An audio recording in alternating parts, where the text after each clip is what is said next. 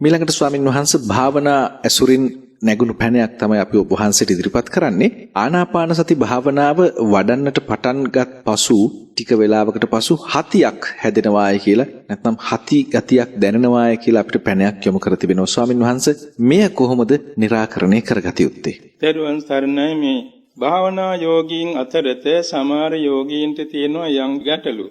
ඒ එකක් තමයි සමහර යෝගීන්ට ඇති වෙන්න පුළුවන් හතිය වැටීම, හුස්ම අධික ලෙස ගන්න වීම.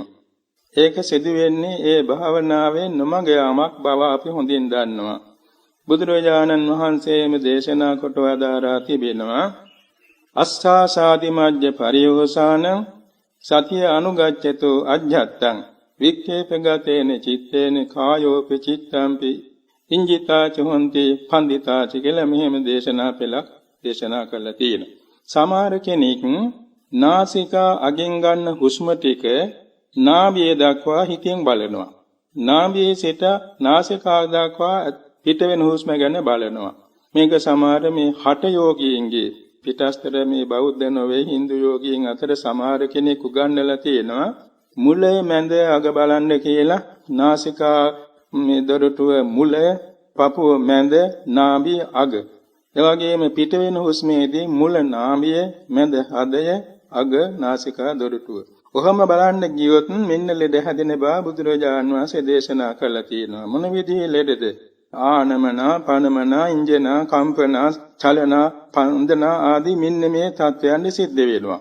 ඒ කියන්නේ ඉස්සරහට නැමෙනවා, පස්සට නැමෙනවා, ඒ වගේම ඇලයට නැමෙනවා, කම්පණය වෙනවා, වෙවුලනවා, හුස්ම වැඩින් වැඩ කරනවා, මේ වාගේ දේවල් සිදු වෙනවා. ඉතින් මම දැකලා තියෙනවා ඒ වාගේ යෝගාවචරයන් දෙතුන් දෙනෙක් ඒ අතන් ඔය අවස්ථාව සිදු වෙලා තිබුණා. ඒ කියන්නේ මේ සමාත මේ හරකෙක් හුස්ම ගන්නාගේ මහා හයියෙන් හුස්ම ගන්නවා. අපි එහා මොකද ඔය? මේ භාවනාව තමයි. ඉතින් එතුමා හිතන එක භාවනාවේ දියුණුවක් කියලා නෑ. ඒ අතරමං වීමක්, වැරදි ලෙස අනුගමනය කිරීමක්. ඒ නිසා විශේෂයෙන්ම බුදුරජාණන් වහන්සේගේ උපදේශයේ අනුවම භාවනාව කළතොත් ඔය කියන හති වැටීම සිද්ධ වෙන්නේ නෑ.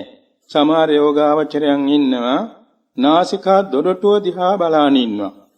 හුස්ම ගැනීමේදී නාසිකා දොරටුව දිහා බලාගෙන ඉඳීමේදී මුහුණ අත්පා ඔක්කොම තද වෙන්න පටන් ගන්නවා.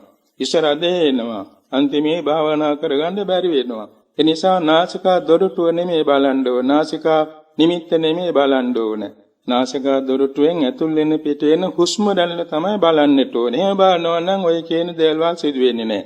ඒ නිසා යෝගාවචරයන් වහන්සේලා ගිහි පැවිදි කවුරු නමුත් භාවනා කරනකොට මතක තබා ගන්න ඕනේ හුස්ම රැල්ලේ මුල මැද අග කියන මේ අවස්ථා තුන ශරීරයේ අභ්‍යන්තරයට හිත යවමින් බැලීමක් නොවේ. ඒ කියන්නේ නාසිකාවේ මුල මේ හැපෙන ස්ථානයේ මුල, පපුවේ ස්ථානයේ මැද, නාභි ස්ථානයේ අග කියලා ඔබ බලන්න ගියොත් සිදු වෙන්නේ තමන්ගේ කය රෝගාබාධ වලටපත් වෙනවා. මුල මැද අග බලනවා කියන එකේ තේරුම ඇතුල් වෙන හුස්ම රැල්ලෙත් පිට වෙන හුස්ම රැල්ලෙත් දැන් ඇතුල් වෙන හුස්ම රැල්ලේ ඇතුල් වීමේ ආරම්භයේ මුල, ඇතුල් වෙමින් පැවැත්ම මැද, ඇතුල් වී අවසාන වීම අග. ඒක හුස්ම රැල්ල බලනන්නේ ආසිකා දොරටු ආග පමණයි. පිට වෙන හුස්ම රැල්ල පිට වීමේ ආරම්භය, පිට වෙමින් පැවැත්ීමේ මැද, පිට වී අවසානයේ. ඔය කියන අවස්ථා තුන තමයි මුල මැද අග කියන්නේ. ඒත් මේ හුස්ම රැල්ලේ මුලයි මේ මැදයි මේ අගයි කියලා හිතන්නේ නැහැ. ඒක නුවණින් බලාගෙන හුස්ම මෙනෙහි කිරීමයි කරන්නේ. මෙන්න මෙහෙම කරනවා නම් ඒ යෝගාවචරයන්ට ඔය හතිය වැටීම වැනි දේවල් සිද්ධ වෙන්නේ නැහැ. සමහර යෝගාවචරයන් මේ පිම්බීම හැකිලිම ආනාපාන සතිය කියලා හිතෙනවා. ඒක ආනාපාන සතිය නොවේ. ඒක ගැනින්නේ වායෝ පොට්ටබ්බ රූපේ අරමුණු කරගත විපස්සනාව. ඒක එළියෙම විපස්සනා යානිකයි. එනිසා ආනාපාන සතිය කියන්නේ ආස්වාස ප්‍රාස්වාස දෙක සම්මුති වශයෙන් නාසිකා දොරටුවේහි හුස්ම රැල්ල අරමුණු කිරීමයි. එතකොට මේ පිම්බීම හැකිලිම කියන්නේ විපස්සනා භාවනාවට දොර පිසීමයි නැත්නම් ඇතුල් වෙන අවස්ථාවයි.